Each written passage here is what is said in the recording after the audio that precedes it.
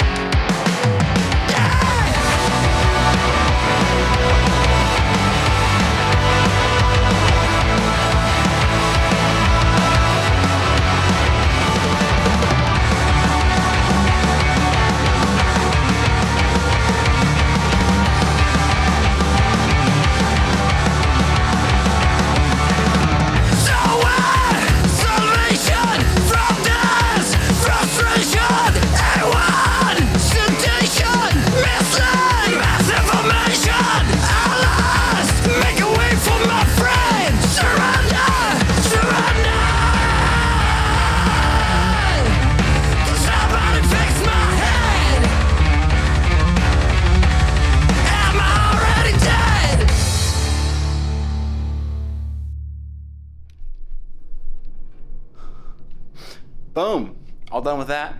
Now let's start painting. All right, let's paint a mini. I need a mini. That's better.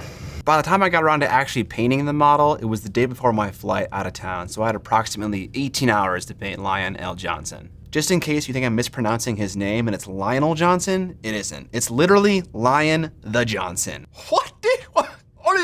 First bit lost in the carpet in the new office, Lionel Johnson's belt strap. Here, belty, belty, belty, belty. Ah, I actually found that on camera. That wasn't fake. Sometimes resin miniatures come with mold release on them, and in Forge World's case, I've heard some pretty terrible horror stories about primer not sticking and paint peeling off.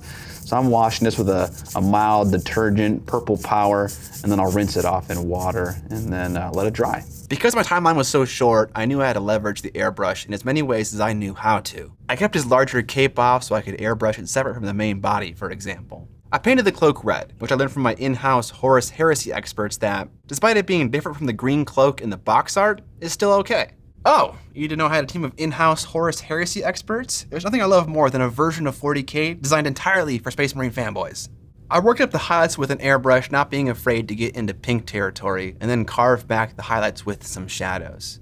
I prefer to work this way when I'm using an airbrush as I get cleaner, more contrasted look because lighter colors tend to get everywhere and cover up a lot of the shadows. That isn't to say that you can't go back and forth with your shadow, midtone, and highlight to your heart's content, however. While I had the cloak off, I also airbrushed the inside of it, starting out with a chocolatey brown and working up to a khaki. To hide some of my airbrush work, I crisped up some of the dividing lines with a recessed shade. If you need help with recessed shading or are curious what it is, check out the video I have linked in the top right-hand corner of the screen or linked in the description. I also added some dirt accumulation toward the bottom of his cloak with two different brown colors applied with a sponge. I've seen a lot of Horus Heresy models featuring weathering, so I felt like this was a good choice. The last step in my airbrush cover-up job, I love how I'm making airbrushing out to be like it's a crime or something. He's out there, ladies and gentlemen. Hide your kids, hide your wife from the serial airbrusher. Anyways, my last step was to add some scratches to both the red and khaki side of the cloak. Some non-airbrush texture will help to hide some of the unintentional airbrush speckles. For the black armor, I mixed my highlights by combining green and black, which desaturates the green a whole lot to the point where it's gray, but like a green tinted gray.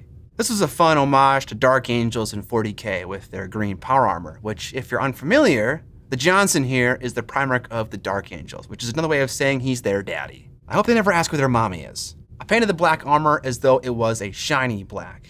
On the large cylinders of his legs and forearms, I had long, running, thin, vertical highlights, so on and so forth. With the airbrushing of the black complete, I began recess shading the now grayish power armor with pure black to tighten up all those lines that the sculptors of Forge World and Games Workshop burden Space Marine models with. Why does the lion need 3 shin rings that I must recess shade and edge highlight, you ask? Because GW hates me personally, that's why. Actually, with that done, I moved on to some edge highlighting. I did only one layer of edge highlighting because of my time constraint and made it a scratchier edge highlight. This way, I wouldn't need to be so meticulous with accuracy, and it fit in with the dirty and slightly scratchy cloak. I then moved on to the tunic, which I struggled with because I was rushing. A reminder for you, if you're painting something that you want to be light in the end, like a cream, and you're starting from a dark base coat like me, increase in brightness slowly. If you go too bright too quickly and don't allow for full opacity of each layer where you want it, it can look like a mess. I must have burned at least an hour on this smaller detail, applying layer after layer of a color that was too bright for its undercoat just because I was rushing. And I was Russian. Privyet! For the fur of his cloak, I started out with some wet blending, including a nice warm ochre color in the middle to differentiate it from the cloak and the tunic.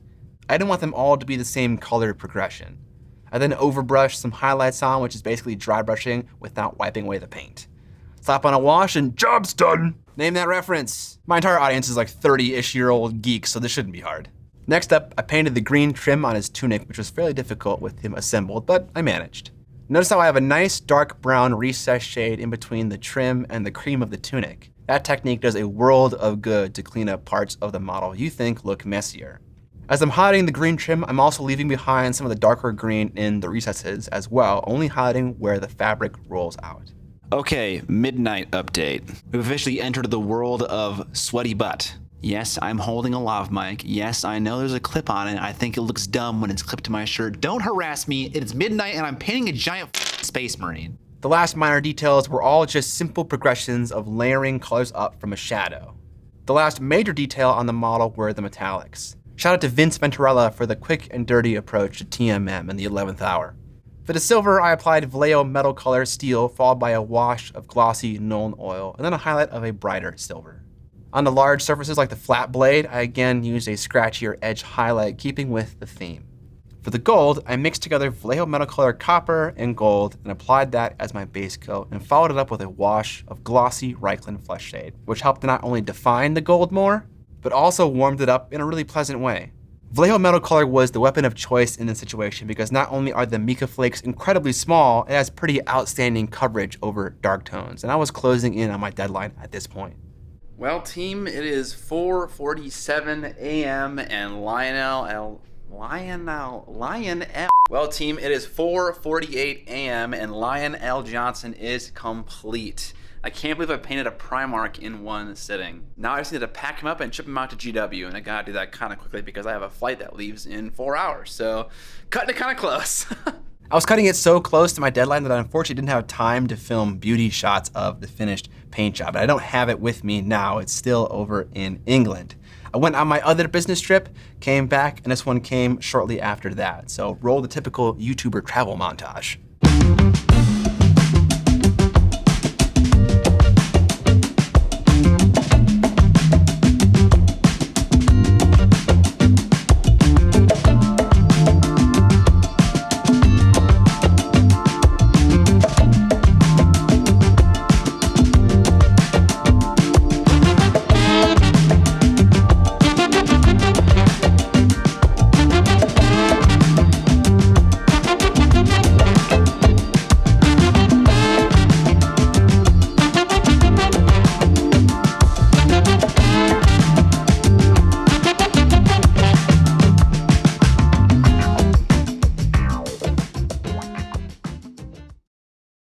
We had a pretty jam-packed day one. I got to meet Luke from Geek Gaming Scenics. Look at this slut. And shortly after that, I got to meet Vince again too. Vince, you son of a bitch. Woken both you idiots up earlier. About to film Warhammer Weekly with Vince and John. Let's do it! After we finished Warhammer Weekly and some dinner, we recorded an episode of Trapped Under Plastic with Luke and Guy from Midwinter Minis. You can check out that episode linked in the description or top right-hand corner of the screen if you're interested. All in all, the people that I got to meet on the trip were absolutely amazing. It was definitely the highlight of the event. It's such a breath of fresh air to hang out with other hobby content creators and talk shop. After another day of doing our own thing, it was finally Friday, which meant the first day of the Horus Heresy content creator event. The first event that I got to do was a demo of the new Horus Heresy rule set, which was a lot of fun because it took me back to Warhammer Fantasy with the strength versus toughness comparison charts and other similar rules. After that, I did a small interview about my experience with the Horus Heresy, which was super fun, and then it all came crashing down. But before we hear that story, let's hear a word from today's sponsor, which is Collective Studio. Collective Studio is formed from industry veterans from collectibles to games. They offer pre-supported miniatures in both 32mm scale and 75 for both painting and playing. Right now in the month of June, they're showing off their Ice and Fire collection, which features a Dwarven King, Ranger, Blacksmith, Rider, and a huge fire giant, and many more. You also get access to a VHS copy of the 1983 fantasy adventure movie, Fire and Ice. No, you don't? I made that up. To actually sweeten the deal, each new patron gets access to a welcome pack called the Dragon's Vault, which gets larger and larger over time. Currently, the pack includes an ancient red dragon, young black dragon, and dragonfolk minions. If you get in early on this Patreon, you can grab a special discounted price, $13 a month instead of $15, and the Lady Enya von Brandt exclusive miniature. Patrons of Collective Studio also get access to a monthly 50% off coupon for their My Mini Factory web store, so if they made an STL in the past that you really like, you can get access to it for super cheap. If you want to try before buying, they're offering viewers of this channel a 10% off coupon for their My Mini Factory web store, and if that's not good enough, they have a whole model that's just free for you to try out. Subscribe at their Tribes or Patreon to receive more than 20 miniatures each month, and check out their My Mini Factory store for past packs and individual miniatures. All those items are linked down in the description. Thank you, Collective Studio, for sponsoring this episode. Now, back to the juicy drama. You may or may not know that I was at the center of some GW controversy while I was across the pond. Let's talk about that so I can set the record straight. I'm only gonna talk about this one time because honestly, it's a little painful to relive, so here it is. In the Horus Heresy demo room, we were allowed to film, but we couldn't publish that until an embargo date had passed. I was switching in between my camera and my phone, and in the excitement of the event, posted some models to my Instagram story that I shouldn't have 48 hours before their reveal. The models were some Space Marines and a big demon. In my head, I thought we had already seen these Space Marines in the boxed set previously announced at Adepticon, but these models had different loadouts than those ones. At the time, it hadn't even occurred to me how what I was filming on my phone was different than what was on my camera. My GW rep caught it and politely asked me to remove them from my story, and I absolutely did. I didn't realize what I had done, but it was too late. The damage had been done. Someone came and got me while I was having lunch. They told me that my post had resulted in a leak, that I was no longer part of the content creator program, that I couldn't participate in the Horus Heresy weekend event anymore, and that I had to be escorted out of Warhammer World right then and there. Firstly, I want to apologize. That mistake might impact the future of events like this and also caused my GW rep to stress about the future of his job. I'm sorry, Andy. You were great to work with. There are some people that maliciously leak GW content because it's good for their business, but that's not me. If you've been around the channel for any amount of time, you'll know that I'm not the hugest fan of Space Marines and much less Horus Heresy, which might ruffle some feathers considering that I was invited to a Horus Heresy event. Sorry, not sorry that I was invited. Surprisingly, I didn't lose my cool until later that day when I found out another YouTuber was spreading rumors in his Discord about how GW was going to take legal action against me for this mistake. I messaged the rep immediately and he said he wasn't aware of anything like that, so I don't know where he got that information, if it was a rumor or if it was factual, but it kept me up all night in an absolute state, not being able to sleep. So if you're watching this video, that was a jerk thing to do, and you should actually consider how your actions affect people.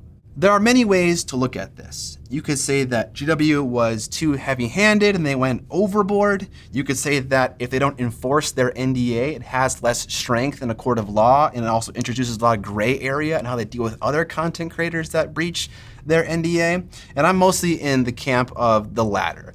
I get it. Business is business. I made a mistake, I broke the rules, and they have consequences. I totally get that. To make matters worse, they chose to not display my model that I had painted for the Horus Heresy event, Lionel Johnson, which I think is understandably frustrating. I also forfeited my right to use any of the footage that I recorded of the Horus Heresy event with my mistake, and to even upload this video, I had to go through several rounds of feedback from Games Workshop. They're operating likely in their legal right to do so, but it all just feels very At the moment, despite our creator contract being null and void, it feels like I'm still working for them, but they're no longer working for me. Not showing my Primark at the Horus Heresy event felt a little spiteful. It didn't feel like business anymore. I didn't understand the legality of that. But they reached out to me and told me why they chose to not do that specific thing, and I agree with their reasoning. It made a lot of sense. But I'm curious when we see the article for the Dark Angels Legion come out, if we're gonna see my model in that article. They already put out interviews of the content creators about their favorite legions and whether they're a traitor or a loyalist. And I definitely answered questions for those, and I didn't appear in those videos. So it feels like I'm trying to be erased from this event in a way, despite like participating in it and doing work for it. But we'll see what happens. This relationship with GW and content creators is supposed to be a collaboration. And even in the articles citing the people that painted this stuff, they're not even linking them to their content, which feels really bad. They didn't even show off the entire box set of models that everyone painted. They showed only half in each of the display cases, which felt a little unfortunate. That being said, props to GW for actually communicating with me after this event. They could have just not said anything, let me upload the video, and then striked it as soon as it went live. In a way, I feel a little discarded. I have been a consumer of GW products for over 20 years. I've been making videos that have led millions of fans to their content for the last 6 years of my YouTube channel, and I felt like none of that was really considered in the way that this is being handled. To be clear, I'm not saying that because of that I am above the law. I deserve my punishment, and I understand that, but it doesn't change the way that it feels. Talking about the whole experience and the experience itself makes me sick to my stomach.